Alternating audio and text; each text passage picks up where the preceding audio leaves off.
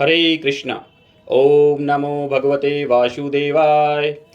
धर्मराज युधिष्ठिर बोले कि हे देवकी नंदन, वैशाख मास के कृष्ण पक्ष की एकादशी का क्या नाम है, उसकी विधि क्या है तथा उसके करने से क्या फल प्राप्त होता है एवं उसका महात्म्य क्या है, आप विस्तार पूर्वक मुझसे कहिए। मैं आपको प्रणाम करता हूँ।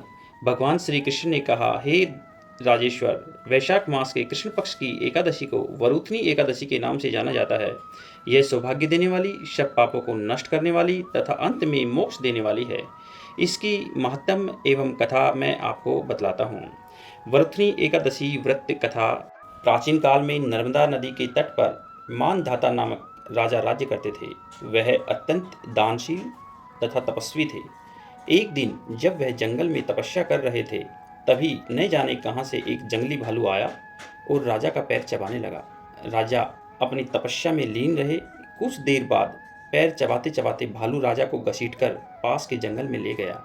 राजा बहुत घबराया, मगर अपने धर्म के अनुकूल उसने क्रोध और हिंसा न करके भगवान विष्णु से प्रार्थना की। करुण भाव से भगवान विष्णु को पुकारा। उसकी पुकार सुनकर भगवान श्री हरि विष्णु प्रकट हुए और उन्होंने चक्र से भालू को मार डाला। राजा का पैर भालू पहले ही खा चुका था। इससे राजा बहुत ही शोकाकुल हुए। उन्हें दुखी देखकर भगवान विष्णु बोले, हे वत्स, शोक मत करो। तुम मथुरा जाओ और वरुथनी एकादशी का व्रत रखकर मेरी वराह अवतार की पूजा करो। उसके प्रभाव से पुनः सुदृढ़ अंगों वाले हो जाओगे। इस भालू ने तुम्हें जो काटा है, यह तुम्हारे पूर्व जन्म का अपराध था। राजा मानधाता ने मथुरा जाकर श्रद्धापूर्वक वरुथनी एकादशी का व्रत किया। इसके प्रभाव से राजा शीघ्र ही पुनः सुंदर और संपूर्ण अंगों वाले हो गए। इसी एकादशी के प्रभाव से राजा मानधाता स्वर्ग गए। जो व्यक्ति भय से पीड़ित है, उसे वरुथनी एकादशी का व्रत रखकर भगवान विष्णु का स्मरण करना चाहिए। इस व्रत को करने से समस्त पापों का नाश हो जाता है और मोक्ष मिलता है। इस व्रत को यदि कोई अभागिनी स्त्री करे तो उसको सौभाग्य मिलता है। इसी वरुथनी एकादशी के प्रभाव से राजा मानधाता स्वर्ग को गए। वरुथनी एकादशी का फल 10,000 वर्ष तक तप करने के बराबर होता है।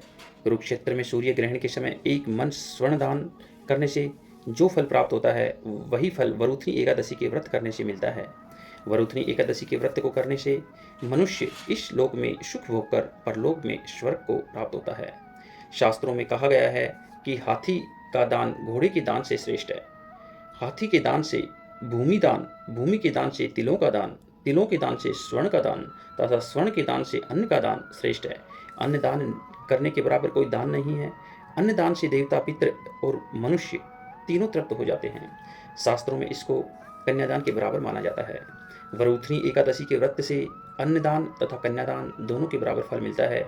जो मनुष्य लोभ के वश होकर कन्या का धन लेते हैं, वे प्रलय काल तक नरक में वास करते हैं या उनको अगले जन्म में बिलाव का जन्म लेना पड़ता है। जो मनुष्य प्रेम एवं धन सहित कन्या का दान करते हैं, उनके पुण्य को चित्रगुप्त भी लिखने में असमर्थ हैं, उनको कन्यादान का फल मिलता है। जय श्री कृष्ण, जय श्री राम।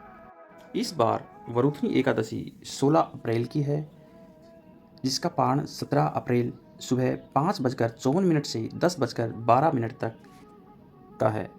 वरुथनी एकादशी व्रत करने वाले भक्त को दिन भर अन्न का त्याग करना चाहिए। जो लोग दिन भर भूखे नहीं रह पाते हैं, वे फल का आहार कर सकते हैं।